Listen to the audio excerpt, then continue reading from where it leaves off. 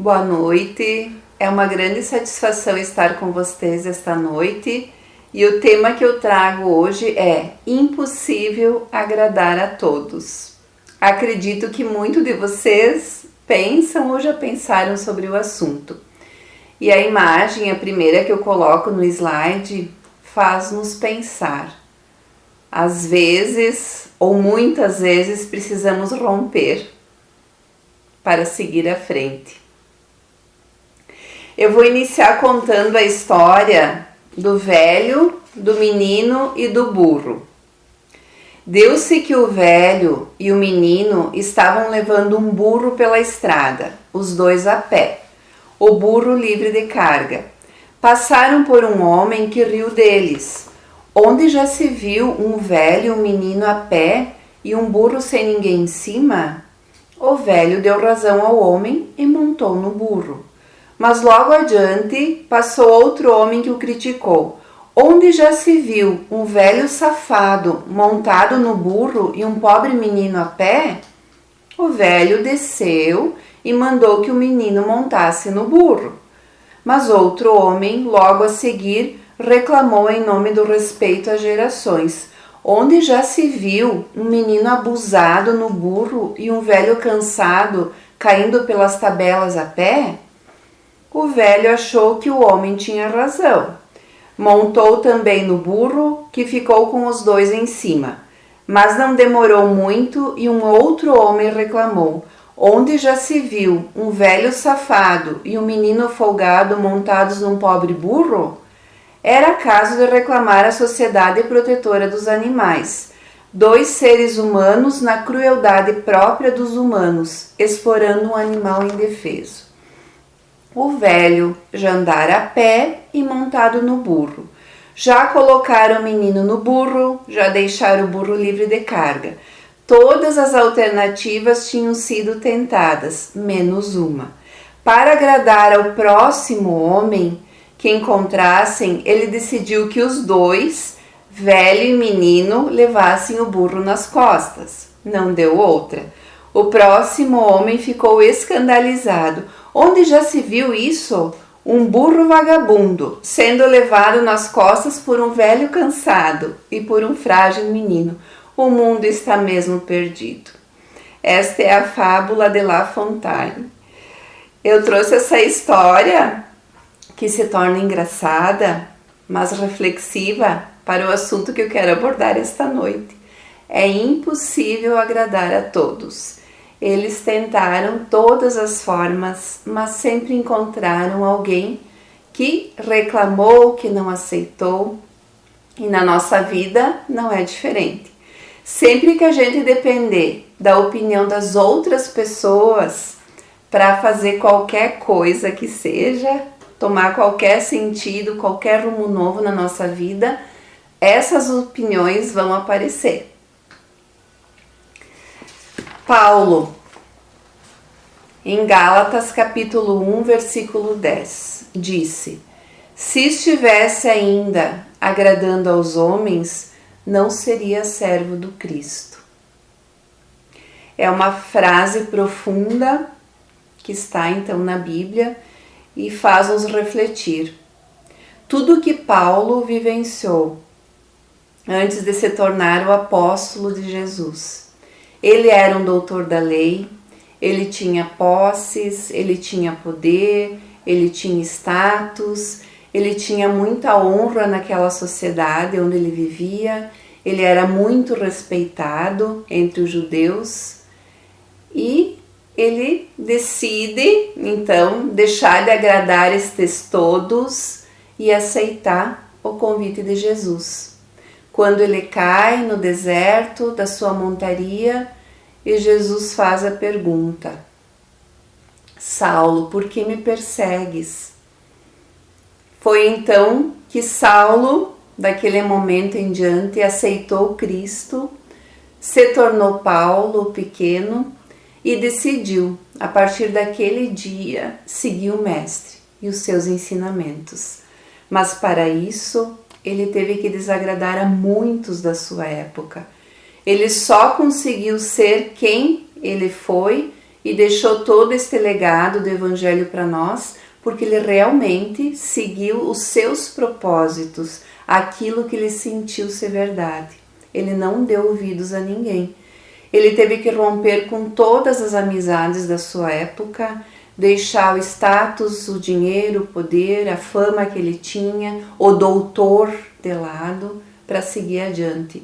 E inclusive romper com a própria família consanguínea, que não o aceitaram mais pela mudança de religião. Na verdade, não era uma mudança de religião, mas dos costumes e aceitar o Cristo na época, que os judeus renegavam. Então, Paulo foi um grande exemplo para nós de como é difícil agradar a todos quando se quer fazer o certo.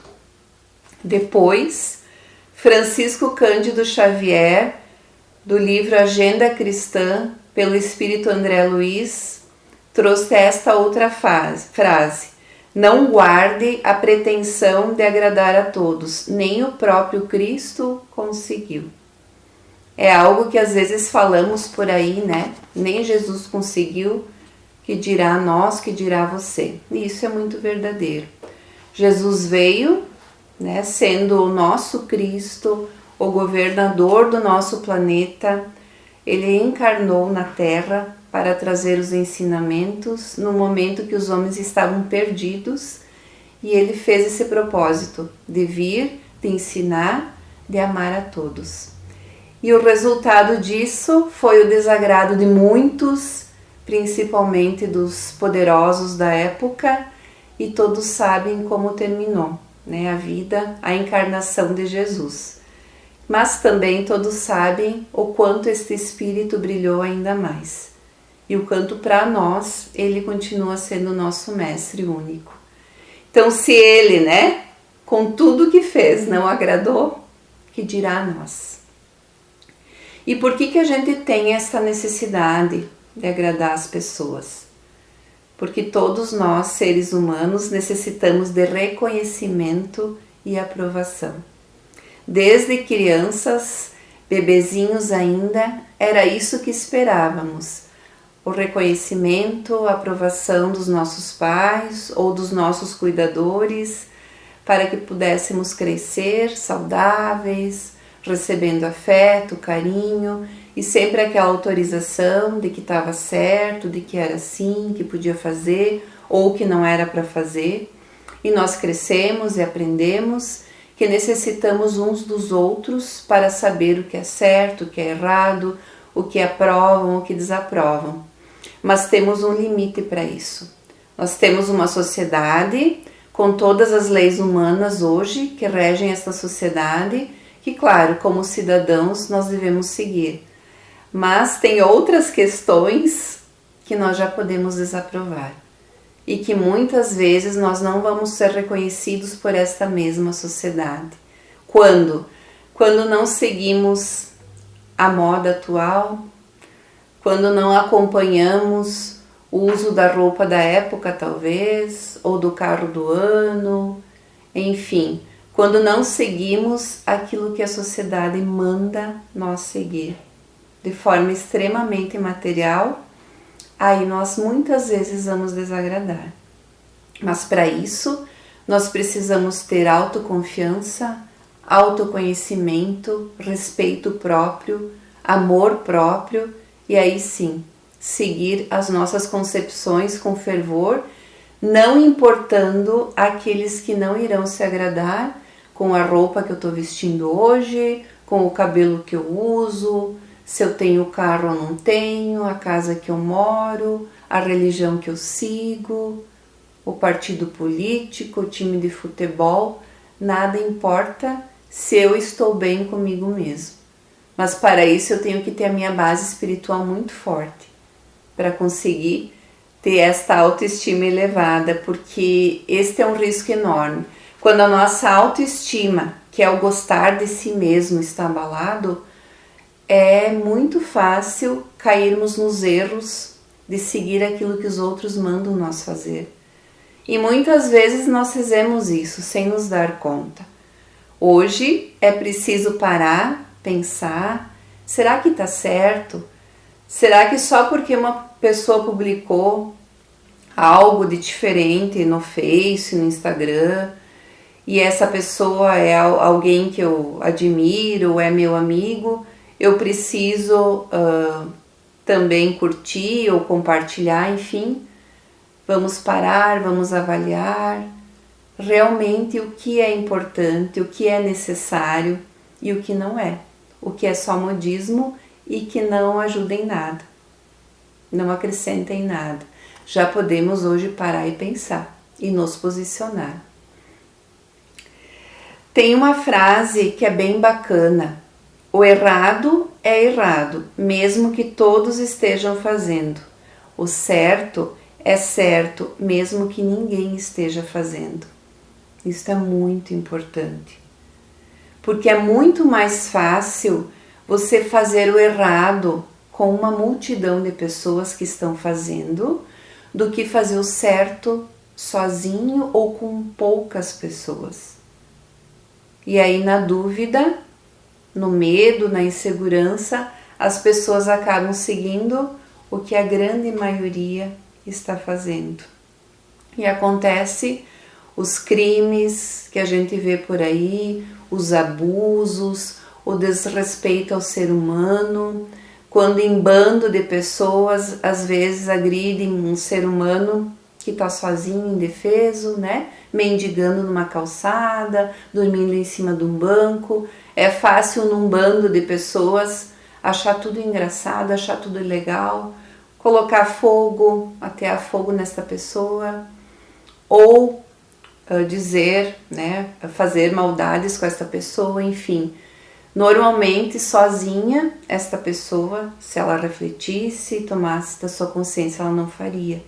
E aí, quando ela se junta em muitos, ela acaba fazendo. Então, é isso que nós temos que pensar, né?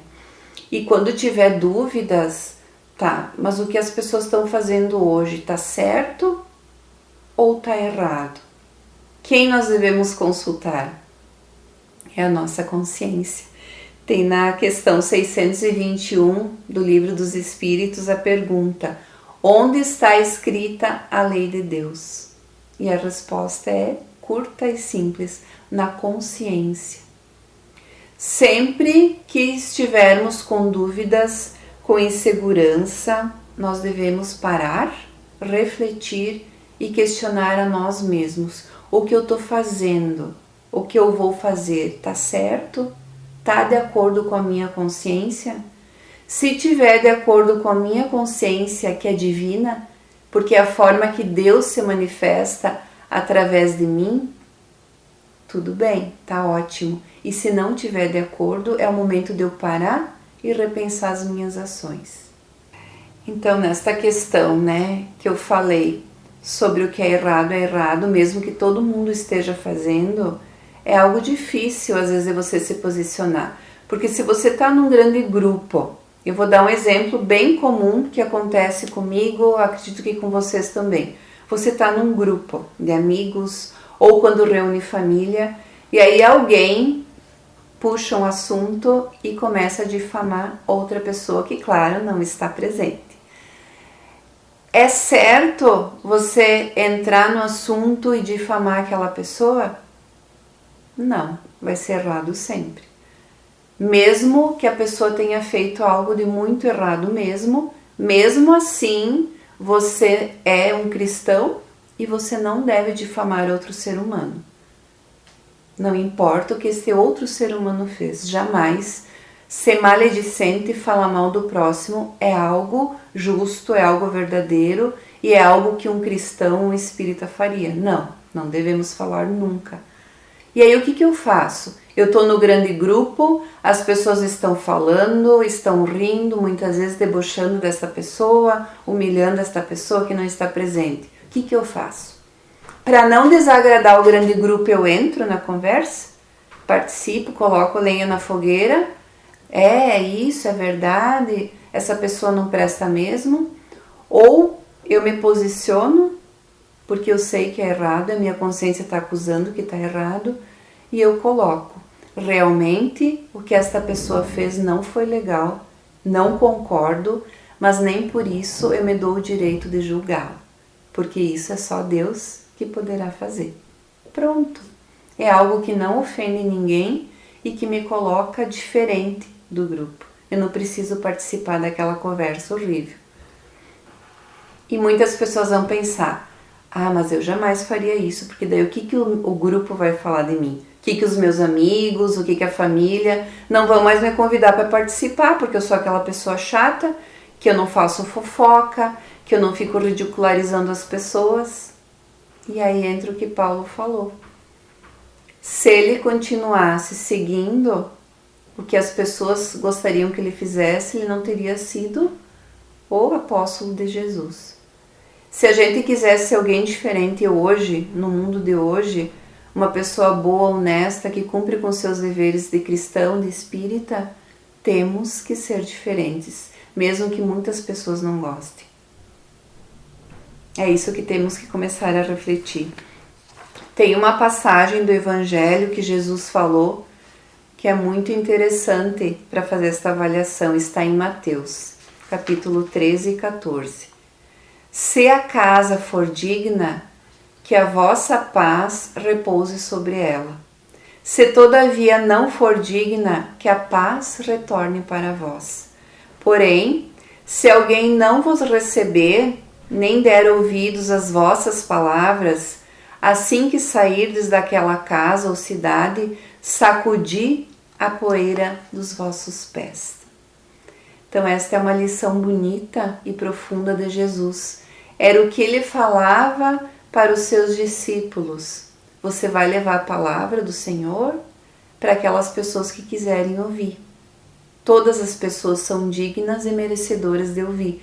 Mas se elas não quiserem te receber, você sacode as suas sandálias e vai embora. E é isso que a gente tem que aprender a fazer. Tem aquela outra frase que Jesus disse, que a gente não deve dar pérolas aos porcos. É nesse sentido também. Porque muitas vezes a gente entende que alguma questão, uma situação está errada e gostaríamos de colocar, né, como seria o certo, como seria a nossa posição, nosso pensamento. Muitas pessoas não irão aceitar. E aí o que nós devemos fazer? Brigar, gritar, insistir? Não, seguir os conselhos do Cristo. Se Ele é o maior de todos, Ele é luz, Ele é amor, Ele sabe o que Ele diz. A gente vai continuar, né, levando adiante o ensinamento do Espiritismo, as orientações, aquilo que nós sempre pensamos ser bom para as pessoas. Se a pessoa não quiser aceitar, eu não posso obrigá-la. Eu tenho que aprender a respeitar o livre-arbítrio das pessoas. Tanto das pessoas, falo no geral, quanto daquelas mais próximas a nós. São os nossos próprios familiares que convivem com nós todos os dias dentro de casa. Tem coisas que a gente gostaria que eles aceitassem, que eles compreendessem, que eles mudassem, mas eles não querem. Não está no tempo deles. E aí entra o nosso respeito. Você coloca a tua ideia, o teu pensamento, mas a pessoa não é obrigada a aceitar. E se ela não quer aceitar, você se retira. Você não briga, você não xinga e você não critica, porque tudo é seu tempo. A gente não pode se tornar um obsessor na vida das pessoas, obrigando elas a aceitarem, a pensarem, ou muitas vezes a fazerem aquilo que nós julgamos ser certo. Cada um ao seu tempo.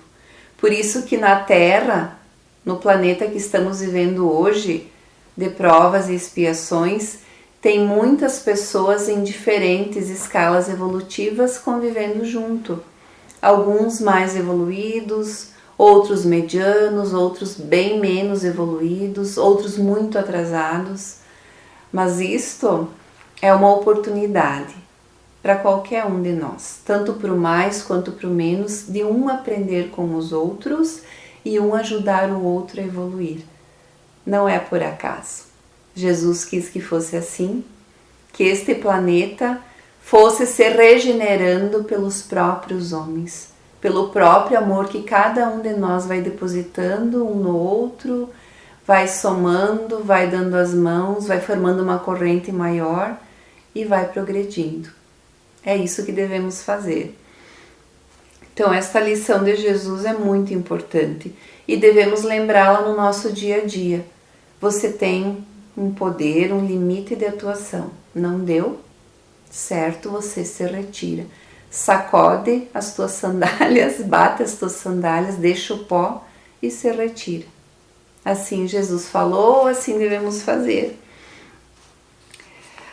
Outra frase que diz que devemos estar no mundo, mas não ser do mundo. Esta frase está no Evangelho segundo o Espiritismo, no capítulo 17, Sede Perfeitos, aonde ensina que nós devemos viver como os homens do nosso tempo vivem, que não devemos escandalizá-los, que não devemos nos isolar, mas diferentemente não ser do mundo. Ou seja, não ser apegada ao material. Você precisa do material para viver. Você usufrui do material com muito amor, respeito, do nosso próprio corpo, que é material, né? O físico. Nós devemos respeitar, amá-lo. Ele é o nosso meio de transporte nesse mundo. É a forma que o nosso espírito pode reencarnar. Então, devemos muito respeito a este corpo. Devemos amá-lo, cuidá-lo e respeitá-lo, mas não nos apegar mais do que o necessário. E isso cabe ao nosso corpo, cabe às pessoas que convivem conosco, às pessoas que nós amamos e a todos os bens materiais. Então é isso que o Evangelho nos traz. Nós podemos viver sim, nós podemos usufruir sim de tudo que temos, de tudo que o mundo material nos oferece, mas tudo tem uma limitação. Como Paulo também traz, né, o apóstolo, tudo é lícito, mas nem tudo me convém. Porque se a gente pensar, Deus nos permite viver neste mundo da forma como a gente quiser, exercendo o nosso livre-arbítrio. Eu posso fazer o que eu quiser, mas sabendo que tudo vai ter responsabilidade, porque a gente vai entrar na lei de causa e efeito. Toda causa tem um efeito. E é nesse sentido que nós devemos refletir. Até onde eu posso ir, né? E quando a gente desencarnar, muitas pessoas imaginam, mas se eu não fizer, quem que vai estar lá para me cobrar? Como é que vai ser?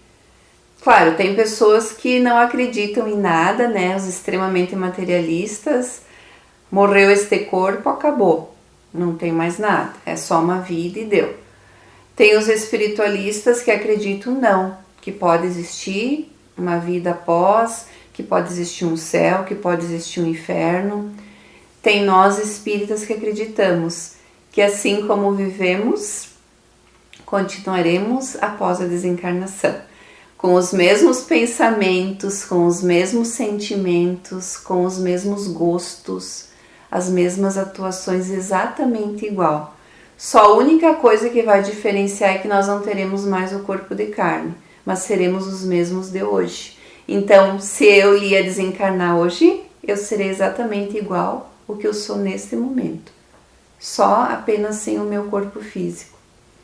E é isso que a gente tem que pensar, né? Não vai ter lá um juiz cobrando o que você fez de certo, o que você fez de errado, em que momento você se posicionou, você deu corda à maldade, você entrou junto naquela onda de difamação de pessoas, de criticar todo mundo, de julgar todo mundo, ou você conseguiu ser diferente?